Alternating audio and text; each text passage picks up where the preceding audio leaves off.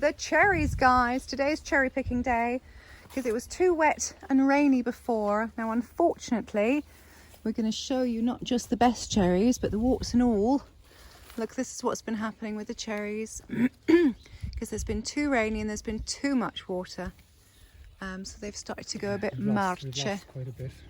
We've lost about, of the harvest. well, you always lose about a quarter to beasts and stuff, but And oh, birds. that looks nice. That's a bird. Is that a bird one? Yeah, that's Well, a bird. But the birds, we don't throw away those cherries because we just cut away where they've nibbled and we make that into jam. Yeah. So this is what we're going to be doing now for the next hour. Is Are you scoffing the cherries we're supposed to be picking? Lovely. Charming. Absolutely charming. So join us where we will be picking all these cherries into two different piles. One's for jam, one's for eating.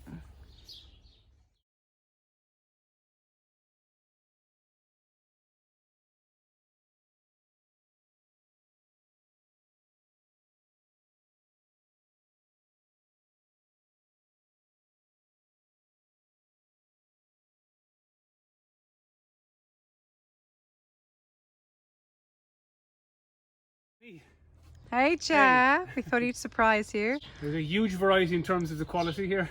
Yes. You've got like ridiculously perfect ones, Yeah. and then you've got completely moldy ones, or ones that have been pecked with by birds, or have just gone marche, rotten from the rain. But there's still lots of good ones as well. So It started to rain a little bit, so we thought we'd take the camera in under the shelter of the tree, but now it's kind of stopped. But you can see all of the cool, just what it looks like from underneath a cherry tree. It's really nice. yes, it must be lovely with the light coming from the top. It's lovely. It's really nice up here. So many. Oh my God, there's so many. Oops. And there. Some of them are unbelievably gorgeous. I've just been scoffing a few now.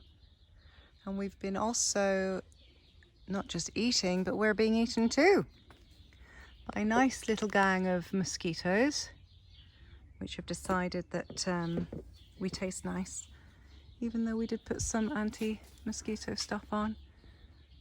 But it's homemade, so it might not be as powerful as the poison.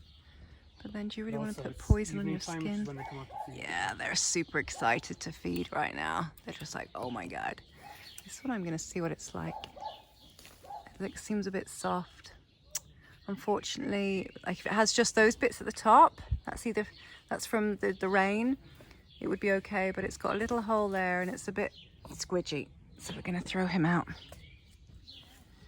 So let's see if we can go up even higher. And there was a calabrone here a minute ago, which is an Italian hornet, and they're like a queen wasp that's had steroids, and they're ginormous and they make you have to go to hospital, so we prefer not to be bitten, but we've been very brave still coming to do our cherry picking. Oh my God, there's so many. It'd be great if like hands could come out of this camera to go and grab all the cherries that I reach up high to get. That'd be so cool. Anyway, woo. Guys, we're cherry picking and it is fun. It is nice. It's a very relaxing activity to just be picking and looking which one's good. Oddly enough, oh, is that Calabroni again? If we see her, I'll absolutely get the camera out. Let's see if we can video some of these gorgeous guys. They're so nice. All right, guys.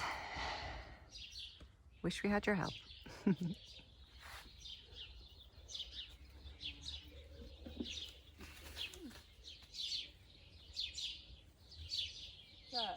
So the Calabrone, the Italian mountain hornet. Where are you? Where are you?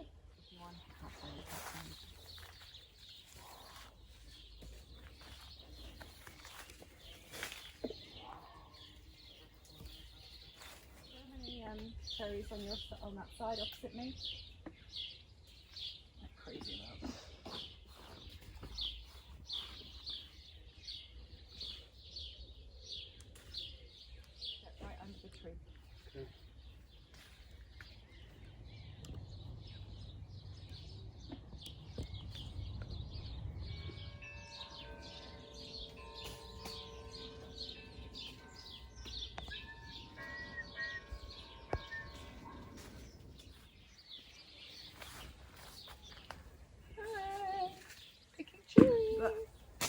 some of these cherries are good and some are real bad. Hey there. Got a big bucket of cherries.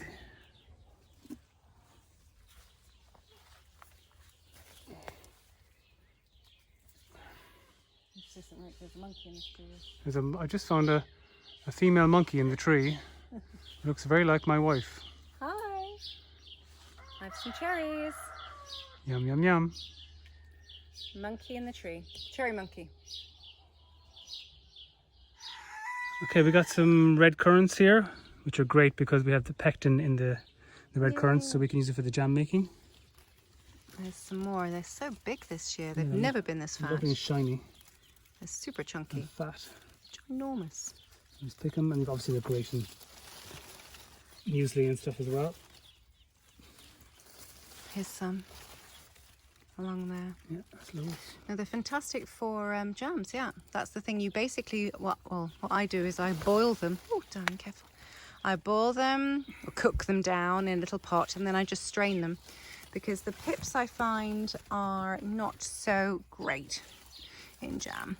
Oh, look at this. Oh wow, look at this chunk, Jer.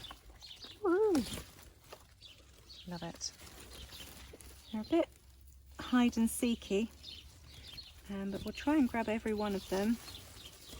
Unfortunately, our white currant died, but you have to expect that with nature, that Especially things. if you're not using chemicals and Yes, sprays and stuff we as well. don't. We We do don't use a certain pesticide percentage of things. the garden every year, Oh, but it's look. worth it. There at the end. Oh yeah. So yeah, the raspberries are coming in nice and slowly. So hopefully we'll be making some raspberry jam soon.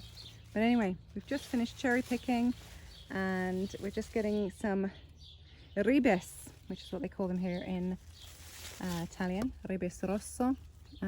For in the centre there's a few for the cherry jam. Hey guys, so we finished picking and we have, like, this is, I don't even know how many litres this is. It's nearly 5 litres or more. And yeah, I think we got quite a lot. And these are the prize winning ones. Yeah, these are kind of the ones that That's the colour that they should be. We were picking these a bit early because we have to they have to pick be them. picked now because the rain's just going to. But they're normally about that kind of colour. So if you can see. But this is the ones to eat in terms of eating cherries. This is the colour you want. Black. Super, super dark. Yeah. Oh. And then we also, To help with the jam, our little boy picked all these all the black raspberries. and Thank you, some darling. red currants to for the pectin for the jam. So that's today's haul. That's today's haul, and we're going to be jamming. We're going to be jamming in the name of the cherries. Jamming. And we hope you'll come jamming too. Why not? Hey guys, so we just took a bite of these black cherries and we just had to show you the inside. It's so dark. It is one of the sweetest cherries I've ever had in my life. It's unbelievable, just unbelievable. So here we are about to embark on a 7 kg cherry jam extravaganza. These cherries are so nice. Some of them are absolutely perfectly perfect. We've picked a couple that are a little early and maybe a couple a little late, but we'll go through them now and show you guys how to make cherry jam. So another very important thing in jam making or any kind of jarring or canning is your jars. Now you don't need to spend a fortune on brand new jars. You just ask all your friends to keep their jars, the ones that aren't jarring, and then you wash them and you keep them stored. And we just went through about 250 jars to get the smallest ones to make our jam, because I always think that making jam in small jars is better because you get more that you can give away to people. It's a lovely thing to gift homemade jam. Okay guys, so what we're doing is we're showing you how to cut the cherries for the jam. You're going to cut the bad bit off the top, have a look inside to see if there are any little beasts, any friends, and when there isn't, cut them in half and put them in there. Nice and easy. See, there's another bad bit. We don't want anything brown inside. If it's not brown, then it's good. If it's no brown, no beasts, it's good. With this other little other little thing that we've been using, which is for, I think it's for orange juice or something we got years ago. But it is quite good for coring cherries when you get a bit tired and lazy. It's quite good. That's a bad bit there. And yeah, we're just basically dividing them into super good ones, which we'll be eating ourselves on our muesli in the morning, and ones that are a bit more beaten up. That's gorgeous. And then we'll just be having that with the jam. We have a few strawberries left, so we'll try and make a few different kinds of jam. Just plain cherry with strawberry, and I want to do a cherry with some frozen figs that I have from last autumn. And I think it would be really delicious to try with the black cherries with the black raspberries, which we've never made jam with. These guys are not ripe. You know, they're not going to be super delicious to eat with them, but they're fine when you're making the jam. A lot of people don't even check for bumps and bruises when they're making jam, or bugs even. And that's, you know, that's cool if some people want to do that. But I want to make sure there's nothing untoward.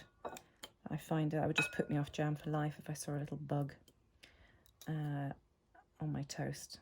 Anyway, we'll be here for the next while with our bloody hands, and we'll be showing you a few other sections. Ciao. Hey guys, so this is the cherry. The black cherries are cooking down. Out of all those 7 kilos cherries, we cut off all the bad bits and saved the prize-winning cherries for eating live. And this is what we've left. And then over here, we've got our red currants and our black raspberries that are cooking down. I haven't added any water or lemon juice. I've literally just put them the way they are, and they're slowly breaking down. If you ever want to speed this process up, use a potato masher and just mash them all down. So these will cook now for about another 10 or 20 minutes, and then I'll be adding in the sugar. All right, so we've had only about 10 minutes pass, and the cherries are really breaking down really super well. We're going to add the black raspberry and red currant mix. That actually looks black. It looks burnt, but it is not burnt, I promise you. And so we're just going to add that inside here.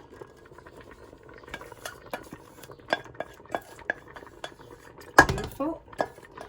Oh no, I was supposed to strain it. Oh, poopy pants. Oh, what do I do now?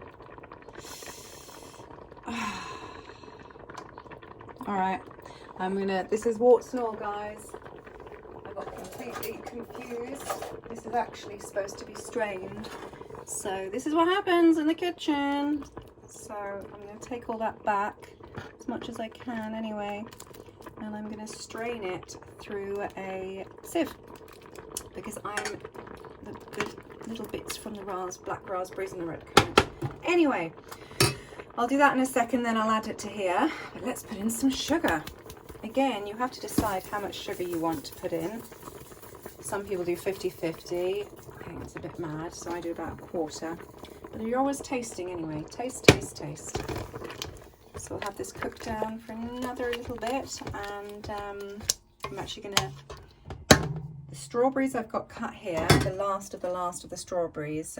Once I've strained these guys, I'm going to put the strawberries in this small pot with some cherry jam, and then do a little mini batch of cherry and strawberry jam, which should be gorgeous.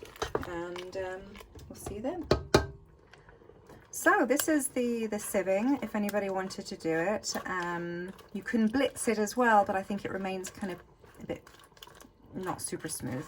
So you're just taking your spoon and squeezing the fruit through. Can you see in the bowl there's a nice chunk collecting, and you can do this with stewed fruit in any shape or form if you want to then make it to go on top of yogurt, or make it as a kind of cordial. You can add a bit of honey, it'd be lovely. And also if you have small babies in the house that can't yet eat solid food, this is what I did anyway, because we didn't have a food processor. So this was the food processor. And then the pith at the end, or whatever you want to call it, you just put it into another bowl. And yeah, and then we'll have all that lovely pectin, pieno di pectin, full of pectin to help the jam set. So we've just finished pulverizing the black raspberries and those red currants that we'd cooked down to make this lovely little soup, which we're going to add into the cherries. But before we do that, we're going to, actually, first I'm just going to put the strawberries, the fragola, in the old pot and get that cooking down before we add the sugar.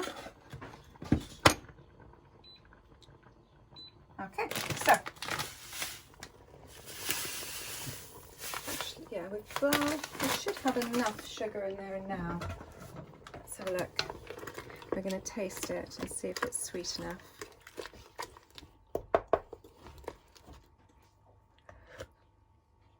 Oh, that's lovely. I wouldn't add any more sugar, but it does need a bit of a tart kick.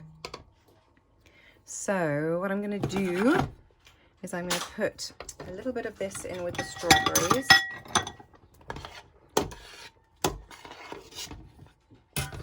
Whoops.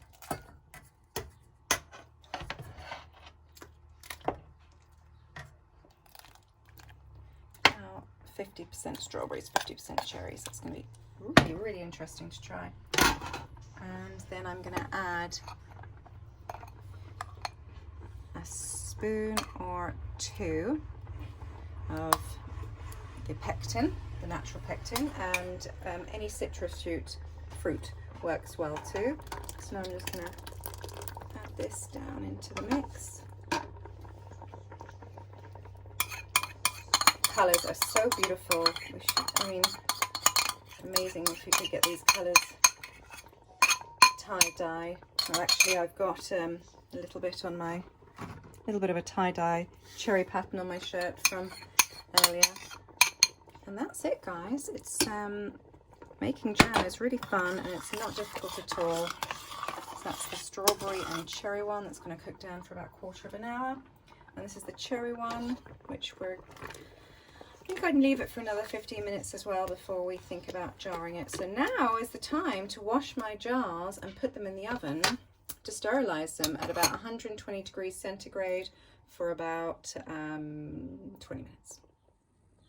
So I have my lovely slave doing all of the washing of the jars and the washing of the lids. It's only because they've been sitting around for a while. If they're fresh, you don't need to do this kind of detail. You don't need to go as crazy. The jam is done. That's the strawberry and cherry, and that is the black raspberry, red currant, and black cherry. Then what we do is we take the lids off, we put them separately onto a tray, and I've put the first batch here of, oh goodness, of jars, and I leave them in there for about 15 minutes at about 120. You can't see on there. And then I put these guys in for the last few minutes at the end. Because the plastic will melt if you leave it. Yes, we've made that mistake. And that's it, guys. We'll be jarring in a second. Okay, so we have our lovely clean jars and lids all ready to go jamming. Yay! Wonderful. Wunderbar. So, I'm now going to put my faithful friend there, which I've also sterilized with hot water, and then I'm just going to take a little chunket of jam, pour it in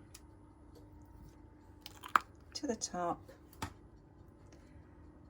if possible, not the tippy top yet, that's good, and then I give it to my slave, my man slave. It's great. If you could close it with any of the lids, I think most of the lids are the same. Thank you, Joe. And then pick it up with your, have you got your towel ready? I'm going to pass it to you. 1, 2. And now You need to close that really nice and strong. And then we're going to put it in here, which is our boiling vat of acid. No, not really acid, it's hot water. And that's it. That's the whole process, guys. So we're just going to repeat that a few times. Not as many times as we wanted. We wanted a bit more jam, but it's super concentrated, so it's going to be very, very tasty. It's going to be lovely. In fact, we tasted it, of course. Yeah.